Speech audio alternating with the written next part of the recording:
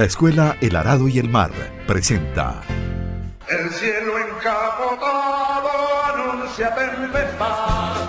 El cielo encapotado anuncia tempestad. Y el sol tras de las nubes pierde su claridad. Oligarcas temblar. Horror a la oligarquía. Oligarcas temblar, viva la libertad. La trinchera chavista que pone a temblar a los oligarcas. He lanzado las 5 líneas de acción política y pido que las debatan a fondo. Para fortalecerlas, esas líneas de acción política vienen del 4 de febrero, que fue el disparador de toda esta revolución que está en marcha.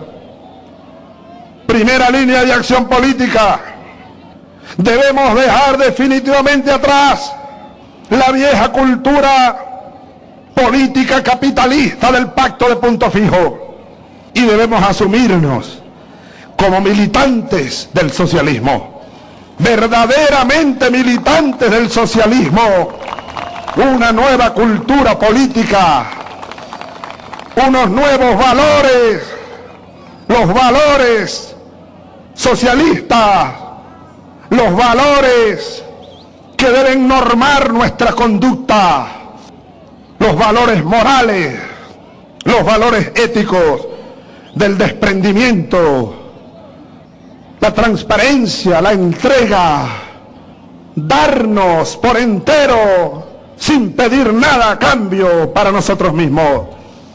Yo creo que en los hombres y mujeres del 4 de febrero pudiéramos todos inspirarnos en este sentido, porque los hombres y mujeres del 4 de febrero salimos sin pedir nada a cambio a dar la vida por la patria. Muy buenas. Horror a la oligarquía está en el aire, está en Voces Libertarias en Caracas, en Radio Izquierda en Vargas, en Emisora Cultural de San Antonio de Miranda, en Radio Coroba en Bolívar, en Radio Chamariapa en Anzoátegui, en Lara estamos en Ondas del Cercado, Radio Crepuscular y Radio Venceremos, y en Barinas Voz de la Libertad, Radio Unión y Radio Catabre. También estamos en Twitter, @ungrano-de-maíz y @el arado y el mar. Tenemos una dirección electrónica para correos más largos que se llama el arado y el mar @gmail.com. El teléfono, el 0412-977-6761. ¿Y ¿Estamos listos? Estamos listos. ¿Todo dijiste? Dije todo. ¿Y el blog? El arado y el mar.blogspot.com. Ahí están los programas Horror a la oligarquía y está el libro El chavismo según Chávez y tiene muchas visitas ese blog. No lo dejen de visitar a diario y de recomendarlo en sus programas de radio, cine y televisión. ¿Y el hermano siamés? Estamos en el hermano siamés @blogspot.com. Bueno, che, ¿qué les parece si arrancamos con el texto? De una, sin comentarios. El texto es un comentario. Dele, el texto rojo y subversivo que hemos intitulado ¿De cuál preparación militar se habla? El altísimo gobierno declara estar preparado para enfrentar una derrota electoral. En ese caso, tendría respuesta en todos los terrenos, incluyendo los aprestos militares. Pero ¿de cuál preparación militar se habla? Estamos hablando de una declaración del presidente Maduro. Eso fue el día lunes a la noche, cuando el presidente Maduro habla sobre las posibilidades electorales y sobre el escenario, ¿no?, que está planteado tanto por la oligarquía local como la oligarquía internacional. Y el presidente dice que en caso negado y transmutado y sepultado de perder la asamblea, de perder las elecciones de diciembre, entre otras cosas, dice que se lanzaría a la calle con el pueblo a derrotar a esa derecha, y que en ese caso también estaría preparado mental, espiritualmente, políticamente y militarmente para asumir esa situación. De ahí viene este texto de hoy y esa pregunta que nos hacemos, ¿de qué hablamos cuando hablamos de preparación militar, no? La preparación militar supone un enemigo, una hipótesis de guerra, un tipo de armamento adecuado a esta hipótesis, tácticas militares ajustadas al armamento, estrategia en armonía con la táctica y sobre todo una tropa con alta moral de combate soportada en razones sagradas para luchar, objetivos, justificaciones claras, disciplina. Mira, pero fíjate, ¿por qué hablamos de lo militar? Porque lo militar significa o engloba lo administrativo, lo político, todo. Político, todo. Entonces, lo que pase en lo militar, lo que justifique o no lo militar, también vale para lo administrativo, lo político, lo social, todo eso que dijo el presidente, ¿verdad? Sí, sí. Entonces, por eso es el estudio de lo militar, no es algo que se le ocurre a la gente. No, y además, quizá me adelanto un poquito, pero para que no quede ahí suelto, hablamos de lo militar porque justamente no contempla el presidente cuando dice lo que está preparado hasta militarmente, una salida de fuerza. O sea, lo que está diciendo es si perdemos las elecciones, o sea, si perdemos en el campo de la democracia burguesa. Por eso es que además le hacemos como un asterisco, una llamada de atención a lo militar, porque ¿por qué diría eso si se supone que está perdiendo unas elecciones en las que está diciendo que todos tienen que reconocer los resultados? Porque hay una cosa, perdóneme. Y disculpe que me adelante un poco el fetiche extracuadro de Dame párrafos. la palabra, Lazo. Mira, fíjate tú esto aquí. El asunto es el siguiente. Faltan pocos días para el desenlace electoral. 20 días. 20 días, o sea, sí, más o menos. Entonces, ¿qué es lo que pasa? La esquizofrenia se agudiza. Sí. Ahorita entender esto, eso es como le pasó a alguien que estaba hablando con un filósofo, diciéndole sus problemas personales. Y entonces llega el filósofo y le pregunta, problemas con la esposa y la mujer y el hijo y tal, aquel peo allá. Llega y le pregunta, ¿cuántos años tienes tú? Entonces dice, 40. Ah, me hubieras dicho eso antes. Entonces tú vas a explicarle ese comportamiento del presidente y de la oposición y tal a alguien por allá. Tienes que decirle antes que estás en periodo electoral. Claro. Entonces el carajo entenderá, no, esos carajos lo que están es locos diciendo cualquier barbaridad. Estamos en elecciones burguesas. Estamos en elecciones burguesas, pero resulta que ahí hay una licencia para oposición y candidato a diputado y tal, pero el presidente, lo que diga, tiene una influencia en la psiquis social. Claro. Tiene que tener cuidado, no es lo mismo que Jesús Farías llegue y diga esas pendejeras que dice, ¿verdad? Que sea un presidente, que diga una vaina militar. Claro. Oye, a una gente... Es el comandante en jefe, ¿no? Claro. Hipotéticamente el escenario de guerra supuestamente son unas elecciones que van a darse el 6 de diciembre. Lo que implicaría más adelante es si alguien se sale de las reglas del juego, si pierde la oposición y se sale de las reglas del juego, el Estado tendría que intervenir en este caso. Si llama a guarimba, a desconocer las elecciones y a crear una situación de preconflicto, el Estado tiene toda la potestad para intervenir. Para eso tiene sus autoridades y tiene sus leyes. Pero es que el presidente dice, si perdemos. Pierden, exacto. O sea que no es que ganamos y no nos reconocen. Sí pierden. Que podría decirlo, porque ya la oposición desconoció al SNE. Claro, ese sería, es el conflicto. Ese sería un conflicto. El problema es que el gobierno no quiere entrar en ese conflicto. No quiere salirse de la democracia burguesa. Y ya ellos antes y de enfrentar al enemigo. Y ya el enemigo está antes de las elecciones, fuera de la democracia burguesa, de la legalidad burguesa. Sí, pero sí. Buscando romper las reglas del juego, Sí, porque pero... el objetivo de ellos es restaurar el sistema capitalista burgués y acabar con la espiritualidad del comandante Chávez y el legado de Chávez. Pero fíjate tú, nosotros hemos dicho dos cosas que hay que ver ahora para tratar de movernos en la esquizofrenia. Primero, que las elecciones no resuelven el conflicto. Y segundo, que hay una realidad virtual y una realidad real.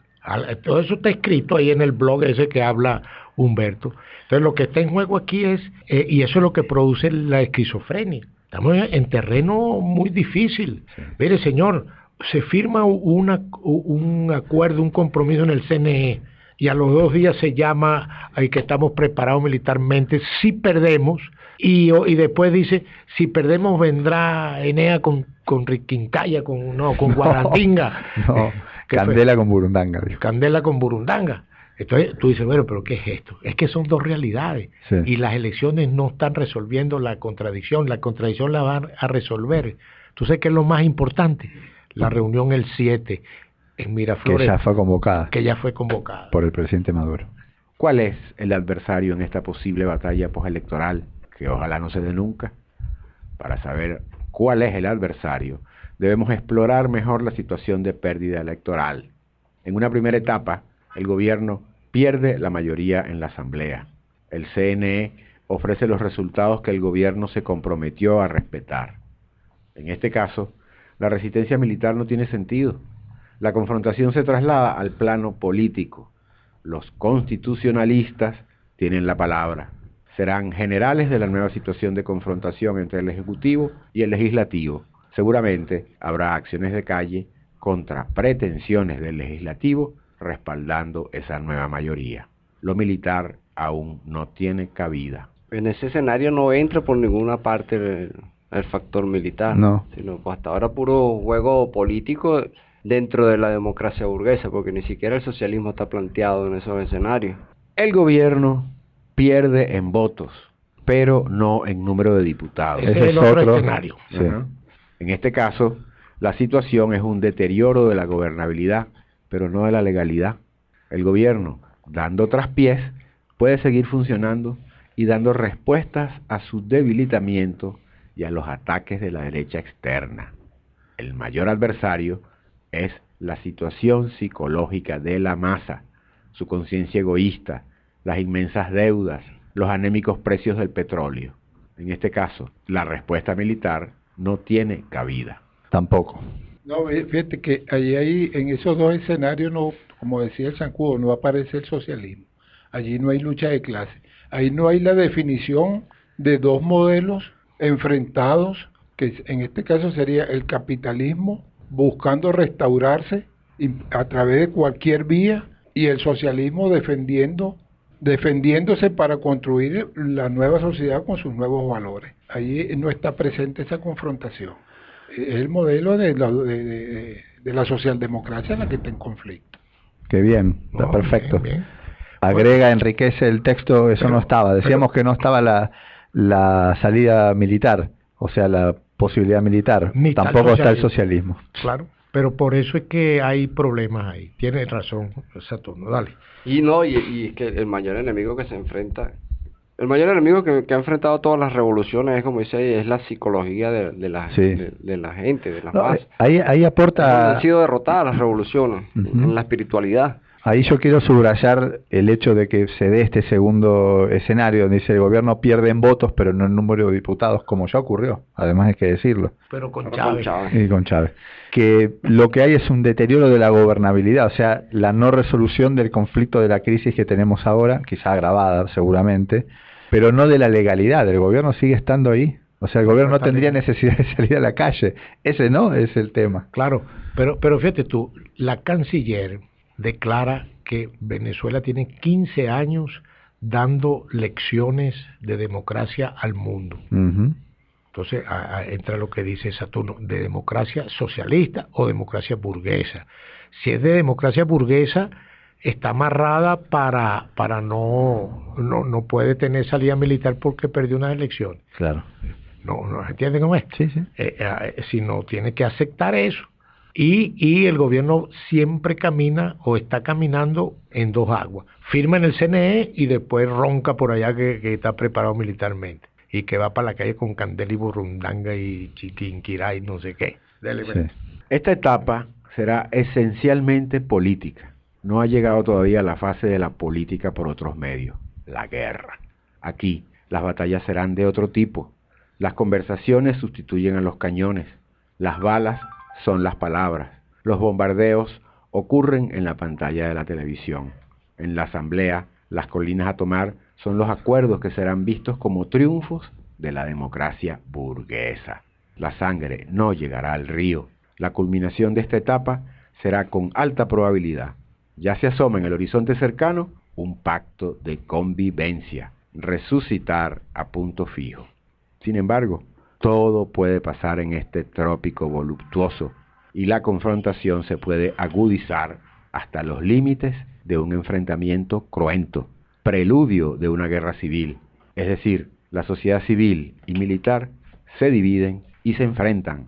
Aquí tendría sentido la preparación militar y las preguntas. ¿De cuál preparación se habla?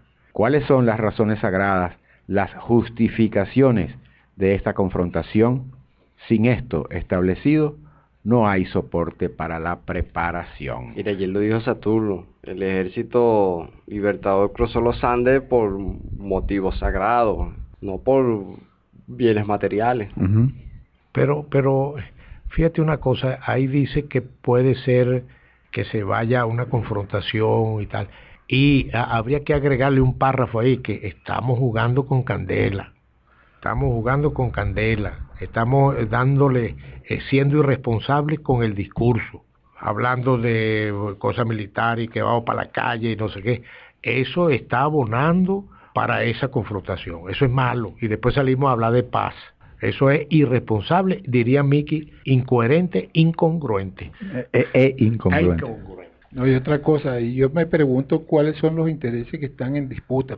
¿Cuál es la ideología y los principios, por un lado, desde el punto de vista espiritual y ético, y por otro lado, cuáles son, desde el punto de vista material, cuál es la propiedad, pues, si es la propiedad social o es la propiedad no social de los medios de producción la que se está disputando? No, y otra cosa allí también que dice que estamos siendo irresponsables, dice todo que están siendo irresponsables con el discurso, es que en la democracia burguesa y en tiempo electoral es así, los candidatos y los que están en juego, los puestos, dicen cualquier barbaridad porque después al otro día de las elecciones sale como Macri y Scioli y se abrazan allá en Argentina y todos vamos al diálogo. Esa es la democracia burguesa. Eso está aceptado. Bueno, y aquí el 7 se supone que hay una reunión pactada en Miraflores. Pero aquí no, aquí el peligro es que venimos con un legado de Chávez y el mandato de Chávez fue seguir avanzando en el socialismo, en la revolución, y no podemos tener ese discurso tan irresponsable. Esas traiciones. Sí. Pero dijo José Vicente, porque es que ya estamos en el territorio de la democracia burguesa hace tiempo, porque eso obedece, como dice Saturno, obedece a la economía. La formación política que obedece a este capitalismo es un pacto de punto fijo. Y si tú no acabas con el capitalismo, a la larga reproduces el pacto de punto fijo. Fíjate en Chile.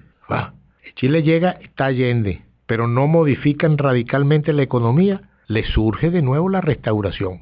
Previo Pinochet, pero políticamente hubo una restitución de la restauración que ellos llaman, de la concertación. El Pinochet fue necesario para borrar llegar, cualquier vestigio. Para llegar a la concertación. Cualquier vestigio revolucionario. Si tú te metes a capitalista, el DACASO, el estímulo del egoísmo y tal, terminas en un pacto. Eso te lleva a la situación. En Miraflores ya están diciendo, los veo yo, el día que perdieron, oye, estamos muy débiles y tal, hay que la correlación de fuerza, hay que llegar y por ahora retroceder un poco, hacer un pacto y tal, llámate a la gente, un pacto en la asamblea. Táctico. Claro, porque la realidad los va llevando para ahí, cuando acuerdas terminan siendo ADECO, es que ya fueron ADECO, cuando empezaron ya, no aguantaron ni que se perdiera el papel toalé. Muy bien, Humberto, remate pues. Se debe comenzar por delimitar los campos que separan al gobierno de la oposición. ¿Cuál es el proyecto de ellos y cuál el del gobierno? Si recordamos que el propio presidente comandante en jefe llama a la oposición a Miraflores a conversar el 7 de diciembre sobre esfuerzos comunes, trabajar en conjunto, no parece haber razones sagradas diferentes, contradicciones que justifiquen el choque. Es difícil entender para qué será la preparación militar. Por ahora, la preparación parece ser para restaurar el pacto de punto fijo, para enterrar el socialismo. Y lo demás es muela. Mira, pero el fondo de todo eso es que se perdió la conciencia revolucionaria, la conciencia del deber social. Entonces no hay guerra posible, ni hay elecciones posibles, ni hay socialismo posible. No hay nada sin esa conciencia del deber social.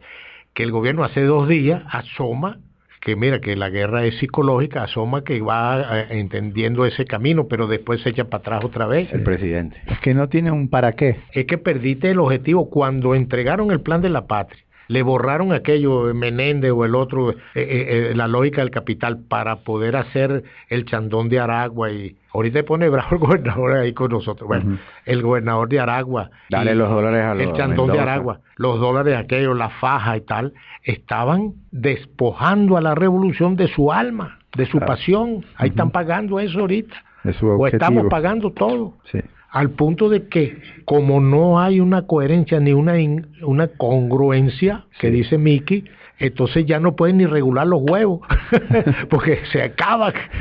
Claro. Desaparecen. Claro, porque la economía es la distribución capitalista, quiere que la distribución sea socialista, siendo todo eso en manos del capitalismo. Entonces se atreven a pelear con Mendoza, pero no se atreven ni a agarrar nacionalizar. Si nacionaliza, se embroman, porque tú no puedes nacionalizar sin la conciencia. Claro. Claro. Atrapados Atrapados en la lógica del capital.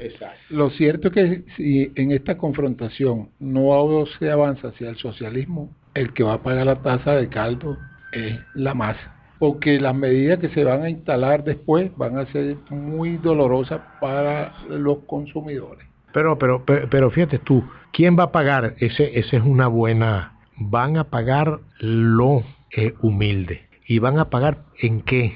Van a pagar en represión dura, como antes. ¿Entiendes cómo es? Y en angustia, en ausencia de En futuro. represión, pérdida de la esperanza. los Claro. meten en los barrios, se transforman de nuevo en guetos. Sí, sí. Y posiblemente, si siguen por este camino alocado, viene una dictadura como profilaxis o Sí. terapia de choque de las veleidades chavistas. Bueno, Humberto, a ver si deja su incongruencia y le dice a la oligarquía algo que merezca la pena escuchar. Oligarquía, le mandamos una carta al presidente para que te dé la espalda y para que no te quiera más, maluca.